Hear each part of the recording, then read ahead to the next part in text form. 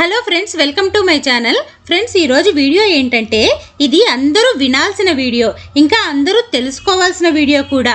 అయితే మన ఇంట్లో ప్రతిరోజు తులసిని పూజిస్తాం, ఇంకా విష్ణుమూర్తిని కూడా పూజిస్తాం.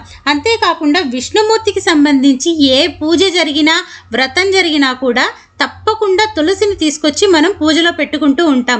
ఇంకా పుష్పాలు ఏమీ లేకపోయినా కూడా తులసి ఒక్కటి ఉన్నా కూడా విష్ణుమూర్తికి చాలా బాగుంటుంది అని చెప్పి తులసిని తీసుకొచ్చి పూజించుకుంటాం కదా. అయితే అసలు విష్ణుమూర్తికి తులసి మాతకి ఉన్న సంబంధం ఏమిటి, ఈ కథ గురించి ఈరోజు తెలుసుకుందాం. అయితే ఫ్రెండ్స్, ఈ కథ ఎంత అద్భుతంగా ఉంటుందంటే ఒక్కసారి పూర్తిగా వినటానికి ప్రయత్నించండి. ఈ కథ వింటే అసలు మన పురాణాలు, మన సనాతన ధర్మం ఇంత గొప్పదా అనిపిస్తుంది. అయితే ఇప్పుడు మనం కథలోకి వెళ్తే, తులసీమాత ఏ జన్మలో అయినా కూడా శ్రీ మహావిష్ణువుకి పరమ భక్తురాలు. తులసీమాత ముందు జన్మలో శ్రీ మహావిష్ణువు యొక్క ధర్మపత్ని అయిన శ్రీ మహాలక్ష్మికి స్నేహితురాలుగా ఉండేది. అలా ఉంటూ ఆమె విష్ణుమూర్తిని కోరుకుంటుంది. దాంతో శ్రీ మహాలక్ష్మికి చాలా కోపం వస్తుంది. నా స్నేహితురాలిగా ఉంటూనే నా భర్తని కోరుకుంటావా అని ఆమెను శపిస్తుంది.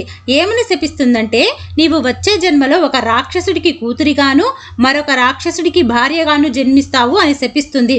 అయితే లక్ష్మీదేవి శాపం అంటే ఖచ్చితంగా జరుగుతుంది కదా. అలాగే తరువాతి జన్మలో కాలనేమి అనే ఒక భయంకరమైన రాక్షసుడికి ఒక అందమైన కుమార్తెగా జన్మిస్తుంది. ఆమెను వృంద అనే పేరుతో పిలిచేవారు. అయితే వృంద ఈ జన్మలో కూడా మహావిష్ణువుకి భక్తురాలుగానే ఉండేది. విష్ణుమూర్తిని ఎల్లప్పుడూ పూజిస్తూ గొప్పగా ఆరాధిస్తూ ఉండేది. కానీ వృందకి గత జన్మ శాపం వలన ఒక రాక్షసుడు భర్తగా వస్తాడు. అతని పేరు జలంధరుడు. అసలు ఆ జలంధరుడు ఎవరు, అతడి జన్మ ఎలా జరిగింది అని తెలుసుకోవటానికి ఒక పురాణ కథనం ఉంది. అదేంటంటే, ఒకరోజు పరమేశ్వరుడి దర్శనం కోసం దేవతలకు రాజైన ఇంద్రుడు ఇంకా బృహస్పతి ఇద్దరూ కూడా కైలాసానికి బయలుదేరుతారు. అప్పుడు పరమేశ్వరుడు అసలు తన మీద ఇంద్రుడికి ఎంత భక్తి ఉందో తెలుసుకోవాలి అని ఒక పేదవాడిలాగా మారిపోయి వారిద్దరూ వచ్చే మార్గంలో అడ్డుగా పడుకుంటాడు. అప్పుడు ఇంద్రుడు చాలా కోపంతో ఇంకా అహంకారంతో నా దారికి అడ్డు తప్పుకో అంటాడు. అయినా కూడా పరమేశ్వరుడు అడ్డు తప్పుకోడు. దాంతో ఇంద్రుడికి ఇంకా కోపం పెరిగిపోయి, దేవతలకు రాజైన నేను చెప్పినా కూడా అడ్డు తొలగవా అని ఇంద్రుడు తన దగ్గర ఉన్న వజ్రాయుధాన్ని తీసుకొని శివుడి మీదకు వెళ్తాడు. అప్పుడు పరమేశ్వరుడు, పేదవాడి రూపంలో ఉన్న నన్ను గుర్తించకుండా నా మీదకు వస్తావా అని ఇంకా కోపంతో ఇంద్రుణ్ణి సంహరించటం కోసం తన మూడవ కంటిని తెరుస్తాడు. అప్పుడు తన కంటి నుండి అగ్నిజ్వాలలు భయంకరంగా బయటకు వస్తాయి.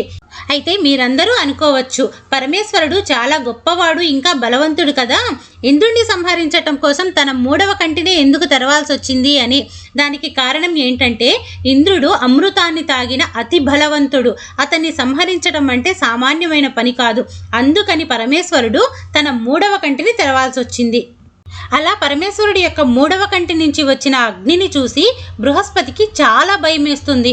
దాంతో ఇంద్రుడి దగ్గరకు వెళ్ళి, నీవు అహంకారంతో ప్రవర్తించావు, పేదవాడి రూపంలో ఉంది ఎవరో కాదు, సాక్షాత్తు పరమశివుడేను, కాబట్టి నీవు వెళ్ళి పరమేశ్వరుడి కాళ్ల మీద పడి క్షమించమని వేడుకోమని చెప్తాడు.